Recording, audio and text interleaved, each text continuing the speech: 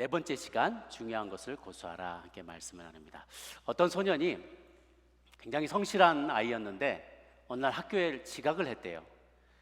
그래서 선생님이 이가 평소에 굉장히 성실하던 아이여서 지각의 사유를 물어봤다는 거죠. 왜 이렇게 늦었니? 했더니 아이가 하는 말이, 학교 오는 길에 어떤 아저씨가 동전을 잃어버려서 찾았다가 늦었습니다, 그렇게 얘기를 하더라는 거예요.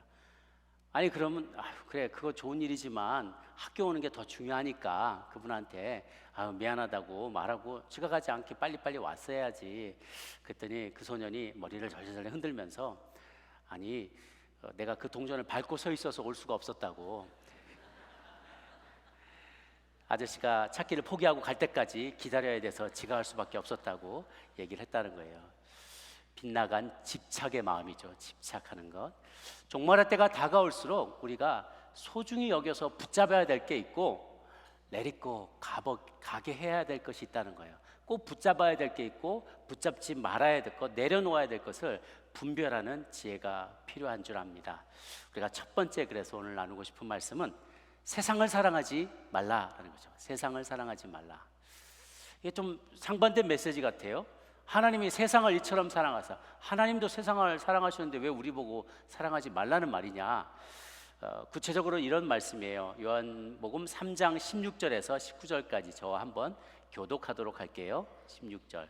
하나님이 세상을 이처럼 사랑하사 독생자를 주셨으니 이는 그를 믿는 자마다 멸망하지 않고 영생을 얻게 하려 하심이라. 하나님이 그 아들을 세상에 보내신 것은 세상을 심판하려 하심이 아니요 그로 말미암아 세상이 구원을 받게 하려 하십니다. 그를 믿는 자는 심판을 받지 아니하는 것이요 믿지 아니하는 자는 하나님의 독생자의 이름을 믿지 아니하므로 벌써 심판을 받은 것이니라. 그 정죄는 이것이니 곧 빛이 세상에 왔으되 사람들이 자기 행위가 악함으로 빛보다 어둠을 더 사랑한 것이다. 맞습니다. 하나님이 세상을 이처럼 사랑하셨어요. 그래서 세상을 구원하려고 외아들 독생자를 이 땅 가운데 보내주셨죠. 그것은 목적의 17절에 세상을 심판하라는 게 아니라 그것으로 세상이 구원을 받게 하려 함이라 라고 하세요. 주님께서 예수님이 초림하셨을 때 오신 목적은 세상을 구원하기 위한 것이었어요. 초림 때 세상을 심판해 오신 것이 아니라 그때 세상을 구원하게 하시려고 오셨던 거죠. 그래서 18절에 뭐라고 하냐면 믿는 자는 심판을 받지 않고 믿지 않는 자는 벌써 심판을 받은 것이라 얘기를 해요. 믿지 않는 자는 벌써 심판을 받았대요. 마지막에 이르지 않았는데 벌써 심판을 받았대요. 왜 그러니까 19절에 그 정죄는 이것이니 빛이 세상에 왔는데 사람이 자기 행위가 악하니까 빛보다 어둠을 더 사랑하더라. 그러니까 예수님을 믿지 않는 이들은 빛을 싫어하고 어둠에 있는 것 그 자체가 삶이 지옥이라는 거예요. 예수님을 믿지 않는 이들은 이미 심판받은 거나 다름없어요. 어둠에 살아가는 것 자체가 이미 심판이니까 더듬더듬 다니면서 사방에 부딪히고 깨지고 유혹에 빠지고 실족하고 다리를 헛디들고 어둠 속에 사는 것 자체가 자기는 좋은 것을 누린다고 생각할지 모르지만 그 자체가 이미 심판을 받은 것이나 다름없다는 것이죠. 어쨌든 16절에는 하나님이 세상을 이처럼 사랑하셨다. 하나님께서 이 세상을 말씀으로 창조하셨는데 너무너무나 보기나 좋고 아름답고 사랑스러웠던 거예요. 그래서 마태복음 6장 29절에 보면 이렇게 말씀하십니다. 시작. 그러나 내가 너희에게 말하노니 솔로몬의 모든 영광으로도 입은 것이 이 꽃 하나만 같지 못하였느니라. 아멘. 여기 앞에도 예쁜 꽃들이 있는데요. 보면 너무너무 신기하지 않아요? 이렇게 확대경으로 보면은 더 신기할 것 같아요. 오밀조밀하게 이게 대칭이 되기도 하고 비율로 몇 대 몇으로 나선형으로 꼬아져 가기도 하고 좌만 쭉 나오지도 않고 우만 쭉 나오지도 않고 골고루 삐져나왔잖아요. 그 모습들을 보면은 참 자연물을 보면은 너무너무 신비로워요. 하나님의 작품이고 마스터피스인 거죠. 신비롭고 조화롭고 질서가 있어서 너무너무나 훌륭한 하나님의 작품인 것을 우리가 깨닫게 됩니다. 자연 만물이 그래요. 그러니 우리가 사랑하지 않을 수가 없죠. 사람은 또 어떻습니까? 본래 인간 본연의 모습은 하나님의 형상을 본받아 만들어진 것이니까 얼마나 사랑스러운 존재겠어요. 저는 아이들 보면은, 아이들이 얼마 전에 어떤 부부하고 같이 식사를 했는데 아기가 그 가운데서 밥을 먹고 있었어요. 근데 아무 소리 안 하고 주는 대로 넙죽넙죽 계속 밥을 먹는데 그게 얼마나 신기하고 이쁘고 귀여운지, 그냥 볼살이 이렇게 뻘떡해가지고 계속 막 입이 미어져라고 계속 먹는 거예요, 남자애가. 그래서 너무너무 귀여워요. 본래 하나님이 창조한 우리 사람은, 인간은 너무나 아름답고 귀엽고 또 듬직하고 또 사랑스러운 그런 존재였어요. 그래서 우리가 부모나 형제나 아내나 자식이나 이웃들이나 친구들을 마땅히 사랑하라고 하시는 것이고 또 사랑스러운 것이에요. 로마서 13장 8절에 보면 이런 말씀이 있습니다. 시작. 피차 사랑의 빛 외에는 아무에게든지 아무 빛도 지지 말라. 남을 사랑하는 자는 율법을 다 이루었느니라. 아멘. 남을 사랑하면 하나님의 율법을 다 이루는 거래요. 그래서 자연을 사랑하라고, 세상을 사랑하라는 것의 이해는 자연을 사랑하는 것, 사람을 사랑하는 것, 또 예술 작품을 보면 얼마나 감동을 줍니까? 우리에게 영감을 주고요. 아름다운 음악을 들을 때요, 막 감동이 나고 희열이 느껴지고 눈물이 나기도 하고, 멋진 그림을 보면 정말 아스라한 생각이 들고 또 영감도 일어나게 하죠. 또 운동도 마찬가지예요. 각종 스포츠들을 보면 요즘 아시안 게임을 한참 하고 있는데 보면은 그 인간 승리의 이야기가 참 많아요. 오랜 동안에 백혈병을 극복하고 돌아와서 동메달을 딴 일본 선수 이야기도 있고요. 오른손으로 늘 사격을 하는데 손이 막 떨려가지고 안 되니까 그 다음부터 바꿔가지고 왼손으로 막 연습을 해서 또 이렇게 은메달을 딴 선수 이야기도 나오고요. 미국의 야구 경기 보면은 부상을 막 당했던 우리 유현진 선수 다시 복귀해가지고 다 호투하는 모습도 보고, 또 이제 유럽의 축구 경기 같은 거 보면 부상 당했는데도 팀을 승리하기 위해서 헌신적인 리더십을 발휘하는 우리 손흥민 선수의 모습도 나오게 되고, 볼 때마다 제가 보면 굉장히 이렇게 감동을 받아요. 야, 저렇게 젊은 선수들 저렇게 열심히 사는데 나도 열심히 살아야지. 이런 인간 승리의 드라마를 보면서 우리는 정말 감명을 받죠. 하나님이 주신 것을, 모든 만물을, 새 자연 만물이건 인간이건 예술이건 운동이건 스포츠건 어떤 거든지 간에 감사함으로 받으면 버릴 것이 없어요. 그러나 아버지가 싫어하는 세상이 또 있더라는 거예요. 아버지가 싫어하는 세상은 뭐냐? 하나님을 대적하는 그런 가치관, 그런 세계관을 가지고 계속해서 영역을 확대해 나가는 사단의 세력을 말해요. 요한복음 15장 19절에 이렇게 나와 있어요. 함께 읽습니다. 시작. 너희가 세상에 속하였으면 세상이 자기 것을 사랑할 것이나 너희는 세상에 속한 자가 아니요 도리어 내가 너희를 세상에서 택하였기 때문에 세상이 너희를 미워하느니라. 여기에 같은 세상이란 단어를 썼지만 하나님이 세상을 이처럼 사랑하사의 그 세상은 하나님이 창조한 아름답고 그 오리지널한 본래의 모습을 간직하고 있는 세상이고, 여기에 말하는 너희가 세상에 속하였으면 세상이 자기 것을 사랑하거니와 너희는 세상에 속하지 않았다라고 말하는 이 세상은 사단이 통치하고 있는 세상을 말해요. 악한 세상을 말하는 거죠. 부패한 가치 체계를 가지고 사단이 그 신노릇을 하면서 자기만의 가치 체계 안에 모든 것을 복속시키려고 하는 원수의 그 세상을 말하는 것입니다. 고린도후서 4장 4절도 함께 읽도록 합니다. 시작. 그 중에 이 세상의 신이 믿지 아니하는 자들의 마음을 혼미하게 하여 그리스도의 영광의 복음의 광채가 비치지 못하게 함이니 그리스도는 하나님의 형상이니라. 그 사단이 우리의 영을 미혹하게 하는데, 여기 보면 오늘 읽은 본문의 15절, 이 세상이나 세상에 있는 것을 사랑하지 말라. 누구든지 세상을 사랑하면 아버지 사랑이 그 사랑 안에 있지 않다. 그러면서 16절에 이는 세상에 있는 모든 것이 육신의 정욕, 안목의 정욕, 이생의 자랑이니 다 아버지께로부터 온 게 아니라 세상으로부터 왔다라고 얘기해요. 세 가지로 죄를 크게 분류합니다. 육신의 정욕, 안목의 정욕, 이생의 자랑. 육신의 정욕은 이런 것이에요. 동물처럼 본능에 충실하게 살아가는 거예요. 육체가 원하는 것을 추구하는 삶을 말하는 거죠. 그래서 두려움은 피하고 싶어요. 쾌락은 추구하고 싶어요. 딱 그게 짐승의 삶이에요. 짐승처럼 살기를 원하는 것. 육체의 정욕, 육체의 본능에 충실하게 짐승처럼 좋은 것, 두려움은 피하려고 하고 쾌락만 추구하려고 하는 삶, 동물적인 삶을 말하는 거죠. 또 이생의 자랑은 뭐냐? 시각적인 자극만을 추구하는 거예요. 더 눈으로 보기 좋은 것, 이런 것들만, 자극적인 것만을 추구하는 그런 안목의 정욕을 말하는 것이고요. 이생의 자랑은 봐라, 내가 얼마나 소유했나 봐, 내가 얼마나 많이 성취했나 봐, 사람들을 의식하고 사람들의 박수받기 원하고 인정받기 원하는 그런 교만한 마음, 이것이 이생의 자랑질하는 걸 말하는 거예요. 인간이 지을 수 있는 가능한 모든 죄는 이 세 가지로 요약할 수 있어요.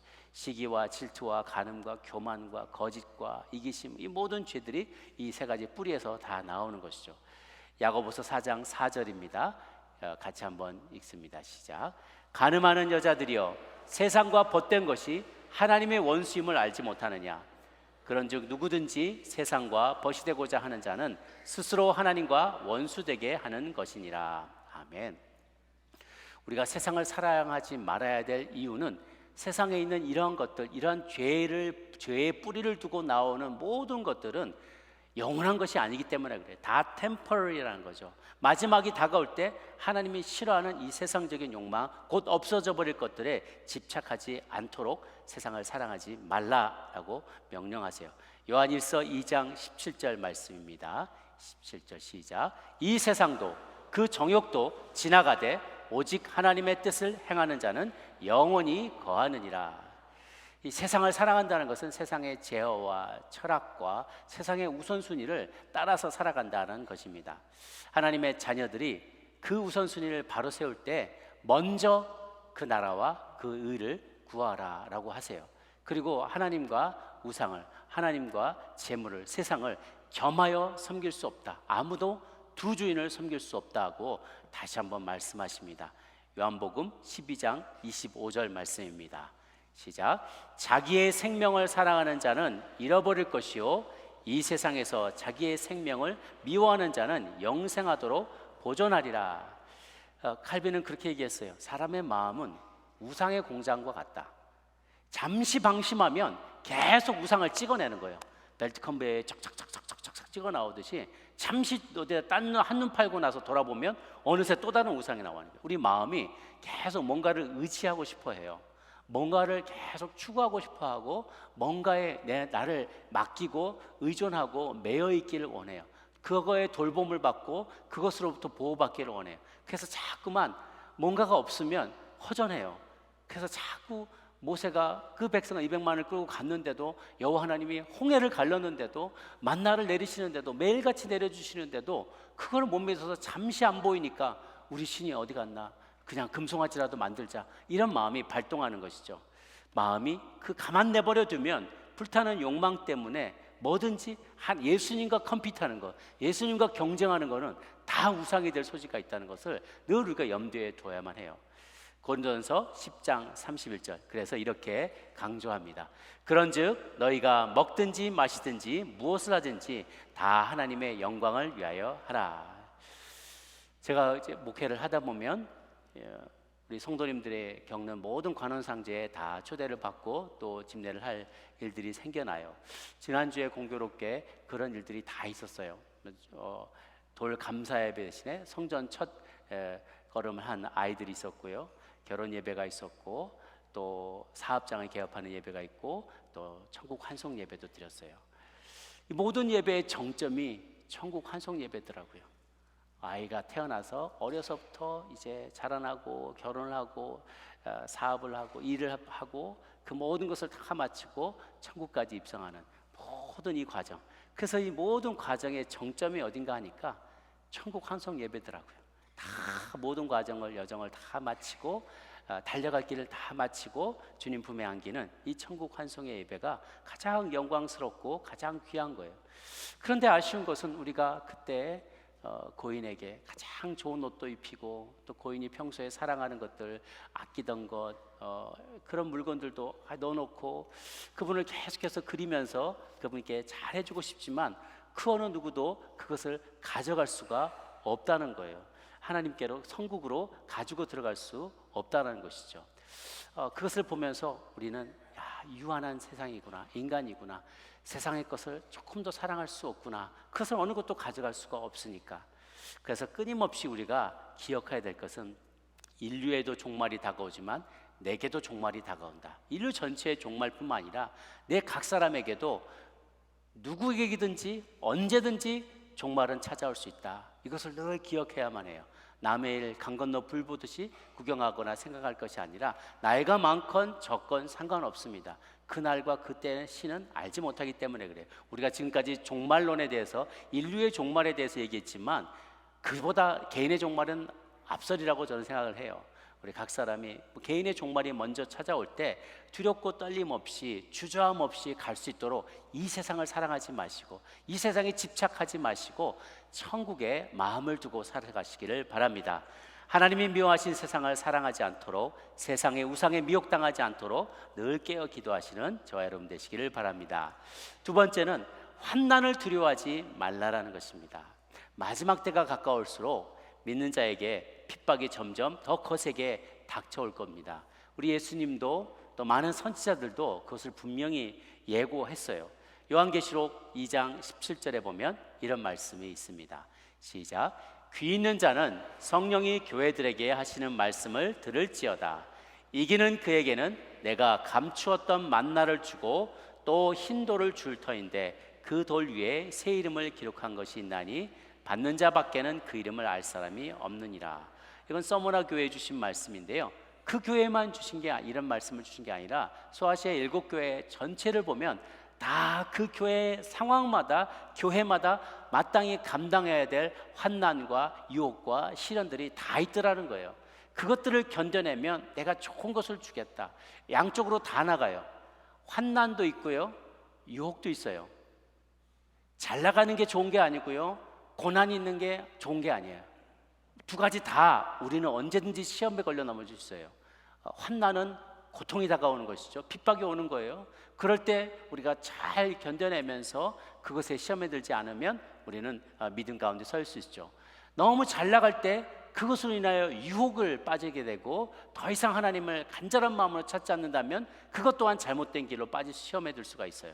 잘 나가거나 어렵거나, 둘 다 어렵거나 잘 나가거나 상관없이 그 시련, 환난과 유혹, 미혹에 둘 다 빠지지 않고 가운데로, 정도로, 좌우로 치우치지 않고 정도로 나아갈 때 하나님은 그렇게 승리하는 자에게 생명나무가 아실과 생명의 관과 흰돌과 새벽별과 생명책에 이름을 적혀주신 것과 면류관과 하나님의 보좌 앞에 앉아 함께 다스릴 권세를 다 주신다고 말씀하여 주십니다. 그래서 우리가 믿음으로 인해서 당하는 시련을 두려워하지 말아야 돼요. 오히려 환난은 인내는 연단을 우리가 주님의 성품을 더 잘 닮아가는 모습으로 바뀌어나가도록 우리를 이끌어 가신다는 거예요. 저희가 우리 아이들이 사춘기 때 쓸데없는 유혹거리에 빠지지 않을까 걱정하면서 기도를 했는데요, 아이가 음악을 좋아해서 둘째가 이제 마칭 밴드에 들어갔는데요, 얼마나 정신없이 바쁜지 몰라요. 막 밤 10시까지 막 연습을 하기도 하고 컴피티션에 가기도 하고, 타주에서 뭐 경기가 벌어지면 뭐 새벽에 3시, 4시까지 도착하기도 해요. 그래서 저희가 빨리 제발 그 경기 팀이 빨리 져라. 안 지면 크리스마스까지 간단 말이에요. 추운 날 우리 태우러 가야 되고 힘드니까 적당히 해라. 계속 그렇게 하는데 자꾸만 승리를 하더라고요. 또 애가 뭐 피곤한데 주말에도 막 부시럭 그러다가 늦게 들어오는데도 주일 아침은 또 부시럭 주섬주섬 일어나서 교회로 와요. 유치부 교사로 섬겨야 된대요. 그래서 뭐 가서 막 애들하고 막 앵겨서 하고, 피곤하게 오면 이제 태권도 또 자기가 주장이라고 가야 된대. 또 그러면 또 태권도 이제 태우다 주면서 가는 길에 그래도 아빠 노릇 좀 하려고, 그런데 요즘 어떠냐 그러면 하고 자고 있어. 자고 있어. 말도 못 걸어요. 얼마나 피곤한지. 그런데 그렇게 열심히 사는 모습이 참 보기 좋은 거예요. 그래도 죄짓지 않고 딴 생각하지 않고 열심히 자기 몸을 단련하고 음악을 익히고 봉사하고 섬기는 그런 삶을 하나님이 기뻐하시라는 생각이 들어요. 얼마 전에 우리 도미니카 공화국에 단기 선교를 지난주에들 다 다녀오셨는데요, 제가 그렇게 힘든 데인 줄은 몰랐어요. 저는 이게 듣기만 했는데 그림자가 안 진대요. 태양이 바로 머리 위에서 돌아다녀서 딱 정오가 되면 이게 막 그림자가 없대요. 그림자가 없어요. 그 정도로 땡볕인데 가서, 보통은 낮에 더우면 저녁에는 이렇게 뭐 에어컨도 있고 선선한 게 되는데 에어컨도 없는 데서 그냥 땡볕, 밤에도 뜨겁대요. 그러니까 이분들이 막 다들 시니어분들도 많이 계신데 밤에도 잠을 못 잘 정도로 뜨겁게, 그래서 막 어떤 분은 침대에서 굴러 떨어져서 여기가 막 이렇게 시퍼렇게 멍이 들기도 하고, 그런데도 거의 1,006명 가까이 진료도 하고 복음도 전하고 종합 서비스를 다 제공해서 그렇게 그분들에게 잘 사역을 하고 돌아왔다고 하더라고요. 이것을 얼마나 하나님이 기뻐하실까. 환난도 있지만 정말 사서 고생하는 거잖아요. 돈 내고 고생하는 거죠. 이분들 다 돈 내고 왔거든요. 사서 고생하는 거지만 그것을 주님이 얼마나 기뻐하시겠냐라는 것이죠. 믿음의 시련을 두려워하지 마세요. 다가올 일들로 인해서 우리의 몸과 마음과 영혼이 때로는 시험도 들 수도 있고 시련을 당할 수도 있고 어려움이 있지만 그것을 이겨낸다면 주님이 기뻐하실 거예요. 요한복음 16장 33절 말씀을 같이 한번 읽도록 하겠습니다. 시작. 이것을 너희에게 이르는 것은 너희로 내 안에서 평안을 누리게 하려 함이라. 세상에서는 너희가 환난을 당하나 담대하라, 내가 세상을 이기었노라. 아멘. 하나님께서 약속해 주셨어요. 할렐루야. 환난을 당할 것입니다. 아멘. 편치 않게 약속을 주셨어요. 피하려고만 하지 마세요. 시험, 환난 반드시 있을 거라고. 믿는 자답게 믿음을 지키며 살려면 시험을 피할 수가 없어요.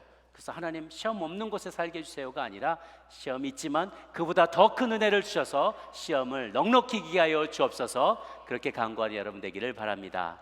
마지막으로 옳은 행실을 보이라라는 것이에요. 옳은 행실을 보이라.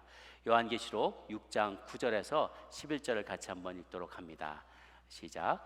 다섯째 인을 떼실 때에 내가 보니 하나님의 말씀과 그들이 가진 증거로 말미암아 죽임을 당한 영혼들이 제단 아래에 있어 큰 소리로 불러 이르되 거룩하고 참되신 대주제여, 땅에 거하는 자들을 심판하여 우리 피를 갚아주지 아니하시기를 어느 때까지 하시려 하나이까 하니, 각각 그들에게 흰 두루마기를 주시며 이르시되 아직 잠시 동안 쉬되 그들의 동무 종들과 형제들도 자기처럼 죽임을 당하여 그 수가 차기까지 하라 하시더라. 아멘.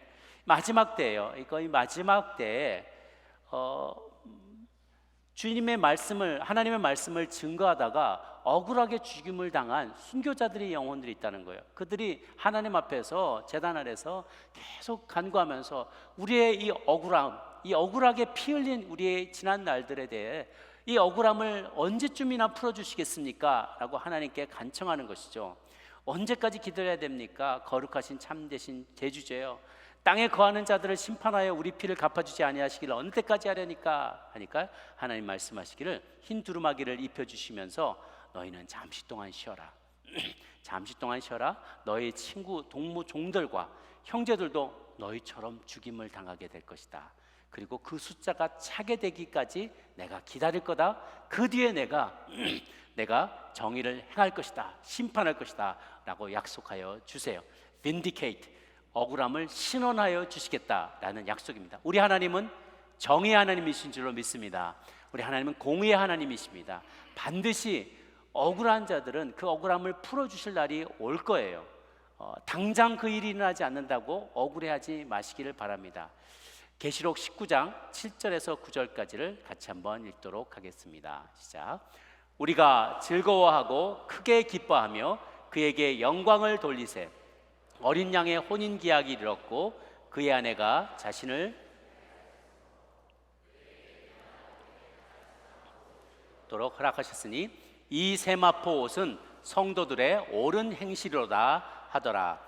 천사가 내게 말하기를 어린 양의 혼인 잔치에 청함을 받은 자들은 복이 있도다 하고 또 내게 말하되 이것은 하나님의 참되신 말씀이라 하기로. 아멘. 마지막 때 이제 19장이지 않습니까? 계시록 19장이면 심판이 있기, 최후 심판이 있기 바로 직전의 장이에요. 그때 어린 양의 혼인 예식, 결혼식이 있게 될 거라는 거예요.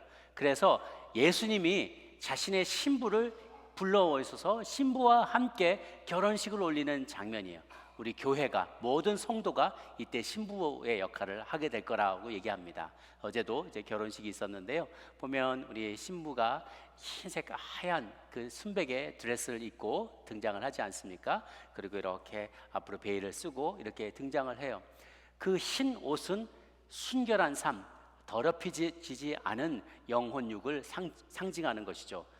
그런데 주님께서 마지막 때 우리 교회와 결혼식을 할 때 교회가 어떻게 보존되기를 원하시느냐, 어떤 모습으로 주님께 찾아오기를 원하시는지 이 말씀은 잘 그것을 보여주고 있어요. 깨끗한 세마포 옷을 입혀주시기를 원하세요. 그 세마포 옷을 입을 자격은 어떤 자에게 주어지는가? 성도를 fine linen, 하얀 린넨 옷감으로 옷을 입혀주실 텐데 그 옷은 어떤 것이냐면 성도들의 옳은 행실이라고 했어요. 모든 성도님은 믿음으로 구원을 받습니다. 그러나 믿음 이후에 우리가 믿음대로 살아가는 옳은 행실이 우리에게 세마포 옷, 하얀 세마포 옷으로 둘려 쳐질 것이라고 상징적으로 얘기하세요. 여기 성도들의 옳은 행실, righteous acts라고 표현되어 있습니다. 하나님께서 우리에게 아름다운 옷으로, 하얀 옷으로 우리를 신부로 치장하도록 준비시켜 주신대요. 그런데 또 우리가 이 땅에서 사는 동안에 억울한 일, 힘든 일을 당할 때 악인이 형통하는 것을 보면 늘 너무나 답답하고 힘들어해요. 그래서 시편 73편 2절에서 5절, 13, 14절, 17절을 보면 이런 내용이 쭉 소개되어 있습니다. 저와 교독하도록 한 절씩 읽도록 할게요. 나는 거의 넘어질 뻔하였고 나의 걸음이 미끄러질 뻔하였으니 이는 내가 악인의 형통함을 보고 오만한 자를 질투하였습니다. 그들은 죽을 때도 고통이었고 그 힘이 강건하며 사람들이 당하는 고난이 그들에게는 없고 사람들이 당하는 재앙도 그들에게는 없나니 내가 내 마음을 깨끗하게 하며 내 손을 씻어 무죄하다 한 것이 실로 헛되도다. 종일 재난을 당하며 아침마다 징벌을 받았다. 하나님의 성소에 들어갈 때에야 그들의 종말을 내가 깨달았나이다. 주께서 참으로 그들을 미끄러운 곳에 두시며 파멸에 던지시니 그들이 어찌하여 그리 갑자기 황폐되었는가 놀랄 정도로 그들은 전멸하였나이다. 주여 사람이 깬 후에는 꿈을 무시함같이 주께서 깨신 후에는 그들의 형상을 멸시하시리다. 아멘. 시편 기자가 이렇게 이야기를 하는 거예요. 내가 보니까 나 실족할 뻔했다. 발이 미끄러질 뻔했다. 내가 보니까 악인의 너무너무 형통을 하고 하는 일마다 다 잘 되고 오만한데 죽을 때, 심지어 죽을 때도 고통 없이 죽어. 아니 그 힘이 너무 강건하고 사람들이 일반적으로 당하는 고난도 하나도 안 당하고 재앙도 없는 그 모습을 보면서 내가 실족할 뻔했어. 근데 나는 어때요? 나는 종일 재난 당하고 아침마다 징벌받는 사람 같아요. 이 이유를 내가 알지 못하다가 17절에 하나님의 성소에 들어갈 때야 그 종말을, 마지막을 내가 깨닫게 됐다. 하나님께서 그들을 미끄러운 곳에 미끄러지게 하시고 파멸당하게 하시고 갑자기 황폐하게 하시고 전멸시키게 해서 하나님이 정말 그들이 꿈에서 깬 것 같이 주님 깨면 그 꿈을 무시한 것 같이 사람이 깨게 되면 마치 지금이 현실이고 나중에 저 세상에서 눈을 뜨게 되는 게 꿈과 같은 생각이지만 그 나라에 가면 이게 반대라는 거예요. 그 나라에 가서 보니까 꿈을 깨고 나니 사람이 그 세상을, 그 시절을 무시함과 같이 주께서 깨신 후에 그들의 형상을 멸시하시리라. 저 세상에서 마지막 때에는 그들의 형상, 악인들의 형상을 무시하시고 멸시하실 것이다 라고 이야기를 하는 것이죠. 하나님은 자비로우신 분이십니다. 은혜와 자비와 긍휼이 끝이 없는 것처럼 보이는 정말 자비와 긍휼이 많으신 분이세요. 그럼에도 불구하고 더 이상 나를 만홀히 여기지 말라는 거예요. 어린 양으로 처음에는 주님이 오셨지만 다음에는 라이언 오브 주다, 라이언 오브 주다, 유다의 사자로 오실 거예요. 두 가지 너무나 달라요. 초림 때는 구원하러 오셔요. 재림 때는 심판하러 오실 것입니다. 주님을 너무 늘 양처럼만 생각하며 만만하게 여기지 마시라. 그 말이 만홀히 여기지 말라는 거예요. 만만히 여기지 마십시오. 그분이 이제 사자로 돌아오시게 될 것입니다. 다시 오실 때에는 no more mercy. 그때는 더 이상 자비가 없습니다. 그때는 심판이 우리 가운데 있을 것이고 악인은 파멸하게 되는데 그날이 도둑과 같이 갑작스럽게 찾아오게 될 것입니다. 그래서 여러분 억울해하지 마세요. 우리가 많이 억울해하는 이유가 뭔가 보면 설명이 안 돼서 그래요. 설명이 안 돼요. 하나님, 내가 이렇게 선하게 사는데 말씀대로 충실하게 섬기며 선교하며 헌금하며 내가 봉사하며 가르치며 이렇게 열심히 살았는데 왜 내 삶에 이런 억울한 일이 생겨요? 왜 이렇게 재정이 어려워져요? 왜 이렇게 관계가 찌고 가정은 어려워지고 사업은 힘들어지고 이런 일들이 몸의 건강은 악화되고 왜 이런 일이 일어나요? 억울해요. 내가 이해가 안 가는 거예요. 그런데 그것에 큰 두 가지 이유가 있어요. 우리가 생각하는 정의의 기준이 하나님의 기준과 너무나 다르다는 것과 하나님은 하나님의 정의를 집행하는 시기가 우리의 생각과 또 다르다는 거예요. 첫 번째, 정의의 기준이 다르다는 건, 하나님, 나는 이렇게 의롭게 살았는데 왜 나의 삶에 이런 억울한 일이 생겨요? 라고 말할 때 나의 의의 수준과 하나님의 기준으로 잡는 의의 기준이 너무나 차이가 나다는 거예요. 우리는 이만큼 살았으면 의로운 삶 아니야? 근데 주님 보시면은 악인 중에 악인인 거예요, 여전히. 그러니까 우리는 억울하다고 생각할지 모르지만 주님께는 그건 당연한 거예요. 너는 정의가 너의 삶에 일어난 거야 라고 이야기할 수 있다는 것이죠. 그 차이가 있어요. 혹은 정말 어쩌면 드물게 정말 하나님 말씀을 증거하다가 억울하게 불의하게 그가 어려움을 당해서 순교를 하거나 정말 이 재정을 큰 손실을 보거나 정말 억울한 사연이 있다 할지라도 하나님은 그 정의의 기준이 매우 높고, 그리고 또 한 가지는 그렇다 할지라도 그 정의를 집행하시는 하나님의 시기가 우리의 라이프타임이 아닐 수도 있다는 거예요. 그리고 주님은 하루가 천날 같고 천년 같은 분이셔서 그 자비하심으로 오랫동안 인내하며 기다려 주시기 때문에 정의의 심판이 바로 그날 이루어지지 않는 것이죠. 그래서 정의가 집행되는 그 시기가 우리의 시기와 차이가 있기 때문에 억울한 생각이 드는 거예요. 여러분, 억울해하지 마십시오. 그날은 반드시 옵니다. 주님은 반드시 라이언 오브 주다, 유다의 사자로 돌아오셔서 재림 때는 심판주로 오시게 될 것을 믿으시길 바랍니다. 그날에 그날이 되면 여러분의 모든 그동안의 억울함과 힘들었던 것과 모든 불의를 당했던 일들, 그리고 억울하게 사람들에게 고소를 당하고 고난을 받고 그리고 핍박을 당했던 그 모든 억울함을 주님은 신원하여 주시리라 믿습니다. 다윗은 시편에서 이렇게 이야기합니다. 23편 5절 6절 함께 읽도록 하겠습니다. 시작. 주께서 내 원수의 목전에서 내게 상을 차려주시고 기름을 내 머리에 부으셨으니 내 잔이 넘치나이다. 내 평생의 선하심과 인자하심이 반드시 나를 따르니 내가 여호와의 집에 영원히 살리로다. 아멘. 다윗은 이 땅에 발을 딛고 사는 사람이었지만 원수의 목전에서 주님께서 나에게 반드시 갚아주실 것입니다 라는 것을 믿었고, 이 땅에서만 만약 이것이 아니라 할지라도 이 땅에서 뿐만 아니라 영원토록 하나님의 그 축복과 동행하심이 늘 함께 하실 것이라고 믿어 의심치 않았어요. 사랑하는 여러분, 철로 역정에 보면 크리스찬이 이제 거듭난 순례자가 성경을 받아들고 읽으면서 이것을 깨닫는 장면이 나와요. 자기가 살아왔던 집이, 방금 떠나온 살아왔던 그 집이, 성읍이 장망성인 것을 알게 된다고요. 장망성, 장차 망하게 될 성이다. 그걸 몰랐어요. 몰고 이게 이 동네가 정말 좋은 곳이라고 생각하고 이곳에 늘 살았는데 그 성의 이름이 알고 보니 장망성이더라는 거예요. 장차 멸망할 성읍이라는 것을 알았어요. 그러고서 또 한 가지 아는 것은 그 성읍의 성주가 마귀였다는 거예요. 이 마귀가 성주였고 그 쫄개들이 그 성을 다 곳곳에서 통치하고 있었기 때문에 사람들은 늘 이간질하고 서로 싸우고 다투고 시기하고 음욕을 품고 가정이 파괴되고 이런 것들을 너무나 많이 봤다는 것이죠. no wonder, 왜 그런 일이 일어나는지, 그게 이상한 일이 아니었구나라는 걸 깨달은 거죠. 그러고 나서 이제 그에게 새롭게 주어진 미션이 천성을 향하여 나아가라는 거예요. 이 장망성에서 나와서 장망성을 떠나서 천성을 향한 순례의 길을 떠나라라는 것을 마음으로 새롭게 도전을 받고 그 길을 떠나가게 됩니다. 사랑하는 여러분, 우리는 다들 장망성 가운데 살고 있는 것이나 다름없습니다. 주님은 이곳을 떠나기를 원하세요.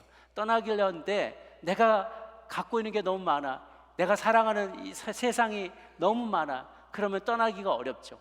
그러니 이 세상을 사랑하지 말라. 하나님이 미워하는 이 세상, 하나님이 기뻐하는 세상은 사랑할 것이지만 사람을, 자연을, 또 여러 아름다운 하나님의 피조 세계를 사랑하지만 사단이 여전히 붙잡고 있는 하나님의 미워하는 그 세상을 사랑하지 말라는 것입니다. 고난당할 것도 두려워하지 말라는 것입니다. 마지막 순간까지 옳은 행실을 보이기에 애쓰며 한 걸음 한 걸음 천성을 향하여 나아가시는 우리 모든 성도님들 되시기를 주님의 이름으로 축복합니다. 기도하겠습니다.